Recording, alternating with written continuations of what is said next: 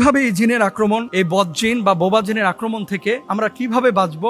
Basically এটা হচ্ছে জিন শয়তানের একটা আক্রমণ, এবং মানুষকে এরা ওয়াসওয়াসা কখন দেয়? যখন মানুষ অপবিত্র অবস্থায় থাকে। তাহলে বাঁচার উপায় কি? আমরা যখন ঘুমের মধ্যে থাকি এবং বুকের উপরে এরকম চাপা কোনো কিছু অনুভূতি হয়, ধরেন আকাশের ওপর থেকে পড়ে যাচ্ছি, চিৎকার করতেছি, কেউ ডাক শুনতেছে না। আবার রাস্তা দিয়ে হেঁটে যাচ্ছে, পেছন থেকে বিশাল সাপ আমাকে ধাওয়া করতেছে, কেউ আমার দিকে তাকাচ্ছে না। অনেক সময় দেখা যায় যে কুকুর আমাকে কামড়াতে আসতেছে, কিন্তু আমি বাঁচার জন্য চেষ্টা করতেছি, কেউ আমার ডাকে সাড়া দিচ্ছে না। এরকম কিন্তু অনেক সময় হয়ে থাকে। তাহলে নিজেকে কন্ট্রোল করতে গিয়ে আমরা এমনও হয়েছে যে এই পৃথিবীতে দেখবেন ঘুমের মধ্যে অনেকে স্ট্রোক করে ফেলে, কিন্তু কমনলি আমরা বলে থাকি যে ব্রেন স্ট্রোক হয়েছে, অথবা হার্টের প্রবলেম হয়েছে, অথবা তার নার্ভাল কোনো প্রবলেম হয়েছে, এর জন্য মারা গিয়েছে। কিন্তু এরকম ক্ষেত্রে যে মানুষ মারা যেতে পারে, দুর্ঘটনার বশবর্তী বা মুখোমুখি হতে পারে, এটা কিন্তু প্রমাণিত। মানুষ এই যে বোবা জিন যখন চলে যায়, বা বোবাই ধরাটা যখন কেটে যায়, বুকের উপর থেকে ভারী কিছুটা যখন চলে যায়, তখন কিন্তু উঠে হাঁপাতে লাগে। খেয়াল করেছেন? অনেক সময় কিন্তু অস্থির হয়ে যায়। এখন বাঁচবেন কিভাবে?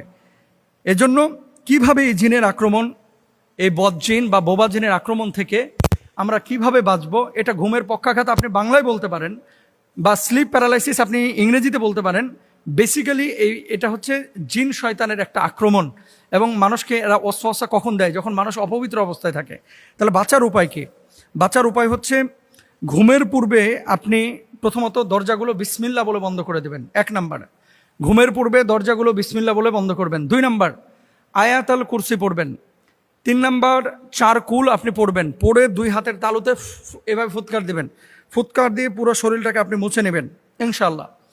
বিছানাটা কেউ অপবিত্র রাখবেন না। আপনারা বিছানা অনেকে অপবিত্র রাখেন, ওই বিছানাতেই খান, ওখানে বাচ্চা পেশাব করে, ওখানেই বাচ্চা হাগুমুতু করে, ওইভাবে কিন্তু বিছানায় আবার একটু কোনো মতো টিস্যু দিয়ে মুছে আপনারা শুয়ে যান। দুর্গন্ধে টিকা যায় না। মনে রাখবেন, যে বাসায় যত বেশি অপবিত্রতা, সেই বাসায় তত বেশি বদজিনের প্রভাব। সুতরাং বোবা জিনে যাদেরকে ধরে, আপনারা বলেন অনেকেই যে মোহতারাম প্রায়ই এরকম ঘটনা ঘটতেছে। এটা তো মানুষের নিয়ন্ত্রণের ভিতরে না, নিয়ন্ত্রণের বাইরে চলে যায়, এবং এদেরকে বেশি ধরে যারা অপবিত্র অবস্থায় থাকে। এরপর আসেন, ঘুমানোর আগে এই আমলগুলোর পাশাপাশি সূরা মুলুকটা আপনি হয় তেলাওয়াত করেন অথবা শুনেন।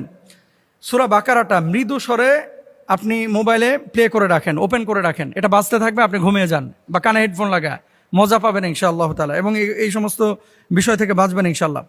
শোবার পূর্বে বিছানাটা ভালো করে ঝেড়ে নেবেন।